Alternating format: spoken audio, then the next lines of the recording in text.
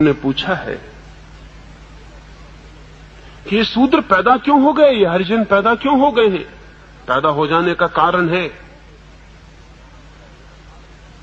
दुनिया में वर्ग सदा से हैं, क्लासेस सदा से हैं, लेकिन वर्ण हिंदुस्तान की अपनी ईजाद है। वर्ण दुनिया में कहीं भी नहीं। वर्ग सब जगह है, गरीब है, अमीर है, लेकिन शूद्र और ब्राह्मण और क्षत्रिय और वैश्य जैसा वर्ग कहीं भी नहीं। वर्ण कभी भी नहीं।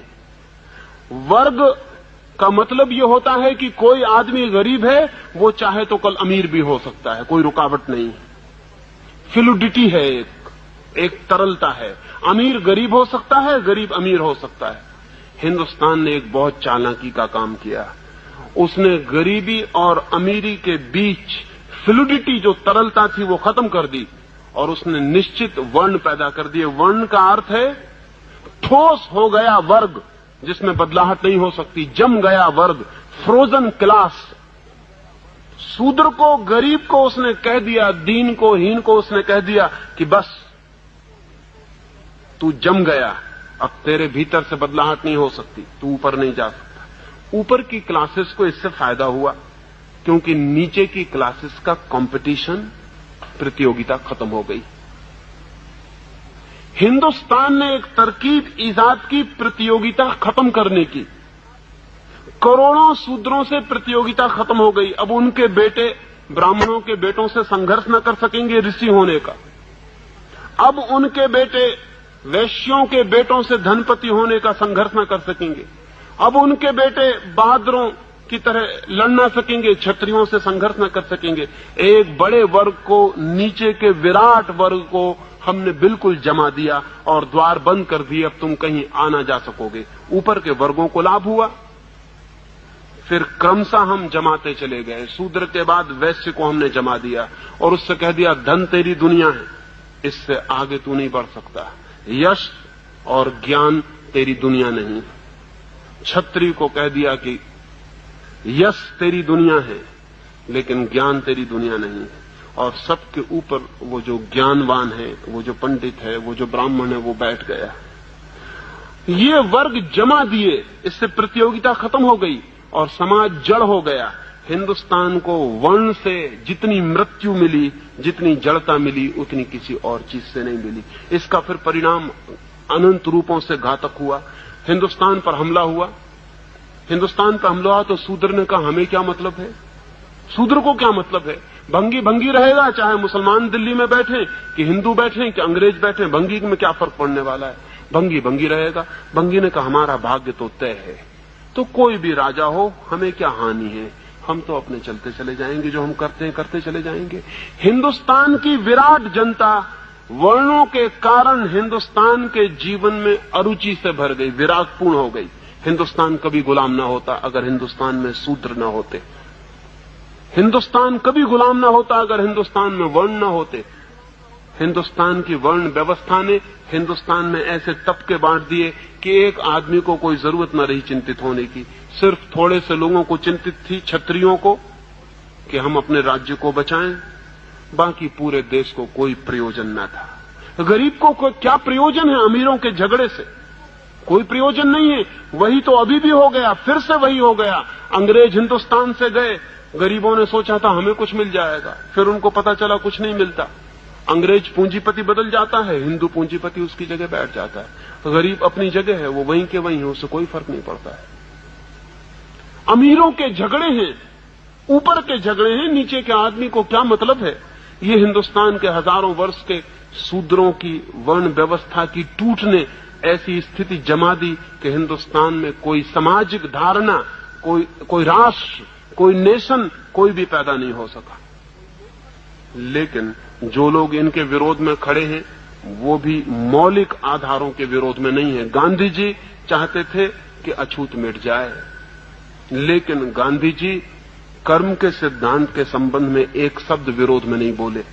और शायद आपको ख्याल में भी ना हो कि हिंदुओं ने जो व्यवस्था की है, हिंदुओं का दिमाग इतना सिस्टम मेकर रहा है, उन्होंने इतनी व्यवस्था की है सिद्धांतों की। सिद्धांतों के मुकाबले सिद्धांत बनाने के लिए हमसे बढ़िया लोग दुनिया में खोजने मुश्किल है।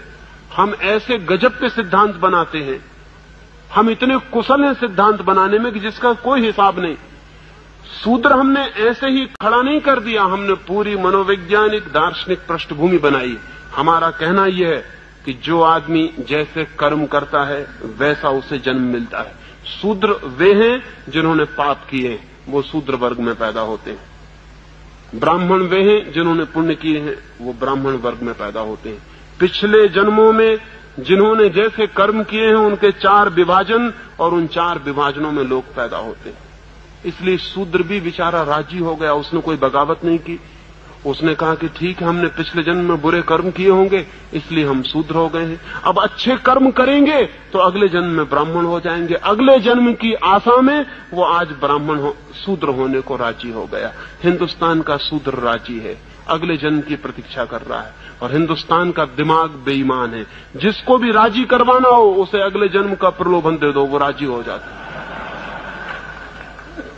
जब तक ये कर्म की विचार सरणी न टूटे और जब तक हम इसकी पुनर्व्याख्या न करें, तब तक शूद्र को मुक्त होना बहुत मुश्किल मामला है। और बड़ा मजा तो ये है कि जिससे उसे मुक्त होना है वो उसी से बंधने की पूरी कोशिश कर रहा है। विनोबा जी या गांधी जी उसको उन्हीं मंदिरों में ले जाने के लिए प्रवेश दिलवा रहे हैं जिन मंदिरों से उसे मुक्त होना चाहिए। ये बड़े मजे की बात है। जिन हिंदू पुरोहितों से मुक्त होना है, गांधी जी और विनोबा जी कह रहे हैं कि उन मंदिरों में शूद्र का प्रवेश होना चाहिए। ये बड़ी क्रांति की बात है कि मंदिर में शूद्र का प्रवेश हो। किसके मंदिर में? उसी मंदिर में जिसने उसे शूद्र बनाया, उन्हीं पुरोहितों के मंदिर में जिनने उसको हजारों वर्षों तक पीड़ित किया और शोषित किया। मैं तो कहूंगा एक शूद्र को किसी मंदिर में नहीं जाना चाहिए। अगर सारे ब्राह्मण पैर पड़े तो भी नहीं जाना चाहिए, क्योंकि उस मंदिर में क्यों जाना जिस मंदिर ने तुम्हें तोड़ा और नष्ट किया और बर्बाद किया और शोषण किया। लेकिन गांधी जी और उनके सब साथी कहते हैं कि मंदिर का द्वार खोलो, हम शूद्र को मंदिर में ले जाएंगे। बड़ी क्रांति हो रही शूद्र को मंदिर में ले जाने की। ये ब्राह्मण का ढीला पंजा जो हो रहा है उसको फिर कसे जाने की तरकीब है। फिर ब्राह्मण के हाथ में पहुंच जाएगा ये शूद्र उसके मंदिर में जाते ही। आज वर्ण टूटने के करीब आ गए हैं, व्यवस्था टूटने के करीब आ गई। उसको फिर से नई शक्ल देके फिर उसको उसी व्यवस्था के भीतर रखने की कोशिश चल रही है। डर है कि कहीं शूद्र हिंदुओं के बाहर न चला जाए। लेकिन शूद्र को हिंदू के भीतर रहने की जरूरत क्या है? सच तो यह है किसी को भी हिंदू होने की जरूरत क्या है, किसी को मुसलमान होने की जरूरत क्या है? आदमी होना पर्याप्त है। और जिसको आदमी होना पर्याप्त नहीं मालूम होता वो हिंदू या मुसलमान होने से कुछ और विकसित नहीं हो जाएगा। आदमी होना काफी है। हिंदुस्तान में एक क्रांति की जरूरत है कि शूद्र तो कह ही दें कि अब हम हिंदू नहीं हैं, लेकिन बहुत से वे लोग जो शूद्र नहीं हैं और बुद्धिमान हैं वे भी कह दें कि हम हिंदू नहीं हैं। और बहुत से वे लोग जो बुद्धिमान हैं कह दें कि हम मुसलमान नहीं हैं। बहुत से वे लोग जो बुद्धिमान हैं कह दें कि हम जैन और ईसाई नहीं हैं, हम आदमी हैं। और अगर हमें खोज लगनी है सत्य की, अगर हमें प्रभु को खोजना है तो हम खोजेंगे, लेकिन हिंदू के मंदिर में नहीं, मुसलमान के मंदिर में नहीं। इतनी बड़ी दुनिया उसका मंदिर है, हम यहीं खोजेंगे। हम क्यों किसी मंदिर की बंद दीवारों के भीतर जाएं? इतना विराट मंदिर है उसका, हम इसका दर्शन यहीं करेंगे। लेकिन इसकी हिम्मत शूद्र भी नहीं जुटा पाते। वो भी कहते हैं हम हरिजनों को अधिकार दो, हम हरिजनों को जगह दो, मंदिर का द्वार खोलो, हम भीतर प्रवेश करेंगे। तुम किससे अधिकार मांगते हो? और ध्यान रहे, अधिकार मांगने वाले कभी भी स्वतंत्र नहीं हो सकते। अधिकार मांगने वाले कैसे स्वतंत्र हो सकते हैं? जिनसे अधिकार मिलेंगे वे उनके परतंत्र बने ही रहेंगे।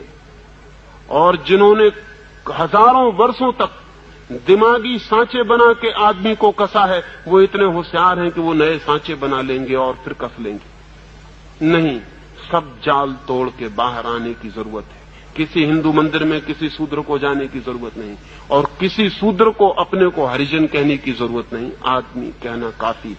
तो मुझसे मत पूछें कि मैं हरिजन के घर में क्यों नहीं ठहरता। मैं घर में ठहरता हूं, हरिजन और गैर हरिजन से मुझे कोई मतलब नहीं। आप आ जाएं, मुझसे कहें कि चले मेरे घर, वहां मैं ठहर जाऊंगा। लेकिन अगर जरा भी आपको भ्रम हो और आप प्रचार करें कि हरिजन के घर में ठहरा हूं, तो ऐसे पागलपन में मैं नहीं जाने को राजी होऊंगा। ये पागल घर है।